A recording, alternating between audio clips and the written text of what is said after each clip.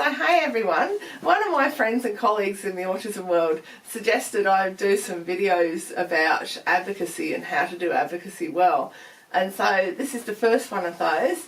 I thought I'd start with something practical, and that is, how do you do a presentation? So I guess my expertise in this area is I do a lot of presentations, and over the years I've probably done hundreds of them. And I do have some useful tips, and I thought it would be nice to put all the useful tips in one spot. And if people are needing to do a presentation, they can have a watch, and hopefully some of it will be helpful. So really, a presentation goes in a number of stages, and the first one is planning and preparation. So the first thing to do is to find out the topic and find out when it's going to be and how long you'll be talking for. And those are just really lovely practical things which enable you to get started. So the next thing, before you start writing your talk, is to consider the needs of the audience, which is an absolute key. If you're speaking to a group of people, you need to know roughly who those people might be and what they want to know so that you can tailor your talk accordingly. Then you can draft your talk. So some people use PowerPoint and other things like that, and some people just use dot points, and both of those methods are fine. I find that for some things I'll use PowerPoint, and for other things I won't. You don't have to. If you don't like PowerPoint, there are definitely other alternatives. But some general things about drafting your talk. Work out what messages you want to share. What do you want the audience to know? Then do a structure. And what I usually do with my structure of a talk would be to do an introduction, and then who I am, just briefly, then an overview of what will be talked about, then the content itself, then a summary at the end, and a resources slide. And usually I put my contact details in the last slide and just leave that up, and people can look at that if I'm using PowerPoint. When you are using PowerPoint, I have a 666 structure for PowerPoint. It's not the number of the beast. It means for each slide you have no more than 6 dot points. For each dot point you have no more than 6 words. And for the presentation you have no more than 6 totally text-based slides without an image. And I tend to find that's not my strategy. I've found that from other advice on presentations, but I find with images and text slides, I'll normally do an image every four slides, just so it keeps it interesting. And with PowerPoint, you don't have to be sort of stuck to any kind of approach. You can be as creative as you like. So then, when you've got your talk drafted, I would strongly recommend that you practice it at least a few times. When I'm practicing talks, I practice them out loud as if I'm actually giving them at the presentation. And that helps a lot. This helps you to check the length of the thing. If you've been told you can speak for 30 minutes and your slides mean you speak for 50 minutes, then practicing it before you actually get up on stage and give it is probably a good idea, because then you can adjust it to fit the actual time frame you've got. Practice gives you confidence. So if you're nervous, practicing your talk is a really good idea, because the more you practice it, the more confidence you're likely to get. And if you are really nervous, schedule in some more practice time. And what I did with one fairly major presentation that I was very anxious about, I got some of my friends to come over and listen to me present it, so that I'd actually had an audience before I had an audience at the talk. So that was really helpful too. If possible, get your practice done in good time, and also send your talk to the organiser. This is really important. Put it on a stick or put it on Dropbox or whatever, and send it off to the event organiser so they can have a look and make sure that your view and their view on what you want to talk about is aligned. You can see the relationship with the organiser as a collaboration. It's not adversarial, they're not correcting it, and if they have changes, that's actually probably a good thing, because you can learn a lot from the changes that people make. So it's a matter of being assertive if you need to make sure you get your message across, but then also being able to take on board constructive feedback, which can actually improve your talk quite a lot.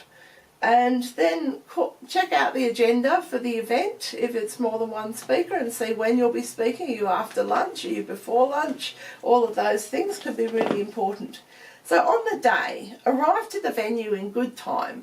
I know some of us are a bit haphazard and can be a bit late, but with presentations, being early is a good idea, because you can you can make sure that everything's set up for your talk, and it's much less stressful. I had a talk once at the Australian National University, and I always get lost on that campus, it's huge, and I got to my talk 2 minutes before I was on.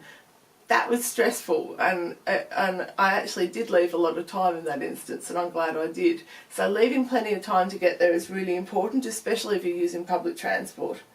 Have your talk saved on a USB stick. That's really important. Bring your talk with you. Even if you've sent it off already and they've said they'd uploaded it, even so, bring your slides with you. Sometimes they'll have an old version of the slides, and if you don't have yours, you'll sort of be stuck with those and that kind of thing. Have a printout of your talk. If it's a PowerPoint slide, of course if it's just dot points you'll have a printout anyway, but if it's PowerPoint slides, print it out, even if it's 2 or 3 slides to a page, just in case the technology goes down, at least you've still got your talk. Check your talk. If you've got PowerPoint slides, check it. When you go to the person who's looking after the AV at the event, go through it, make sure everything works, make sure all the fonts are the right size, make sure the videos work, if there's videos in it, and audio works, because it's much better to find out beforehand than when you're up on stage. And this is a very practical idea, but before you go and give your talk, go to the bathroom. That's really important. There is nothing worse than being up on stage and needing to pee. So during the talk, what I do if I'm nervous is I use the first 3 slides to get into it. So the first slide is the title slide of what the talk is, and that's usually I have an image and stuff like that. The second slide is about me. Now there's no anxiety there. I don't actually have to look at that slide, I could talk about myself. And the next one is either some pictures of me doing stuff or is a summary. Now those 3 things are not difficult to do, and I find that really helpful, that the first few things you do is to orientate yourself. And so if you are nervous, you've got at least 3 slides to get used to being up on stage, and usually I find when I've been there for a while I actually ease into it and it's not an issue. Remember, the audience is on your side. The audience want you to do well. They're not wanting you to fail, and that's a really important thing to remember, because we can be very worried, oh dear, the audience is hostile, but they probably aren't.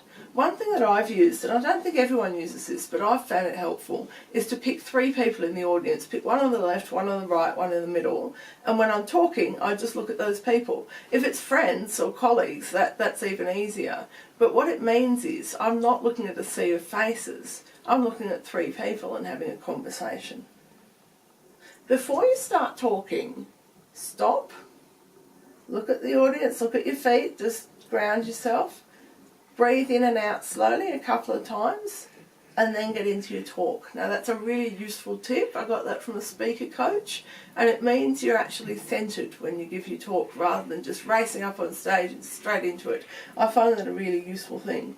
Consciously slow down your speech. So one of the things when you're nervous is you'll talk fast, and that's not good for the audience, that's not good for you. So consciously think, okay, I'm slowing down my speech. Remember that you know your subject matter. If you didn't, you wouldn't have been asked to give the talk. So you are an expert, and the other people are there in the audience are there to learn from your expertise. Have water nearby. Often you'll need water when you're on stage, and make sure there's a water bottle within easy reach. If you make a mistake or you say something you're not happy with, keep going. Chances are the audience won't be bothered by it or won't even notice it. And enjoy yourself. You're getting to talk about something you love and care about to an audience who want to listen to it. That's a great thing. So do that. Okay, thank you. I hope that was helpful. Bye.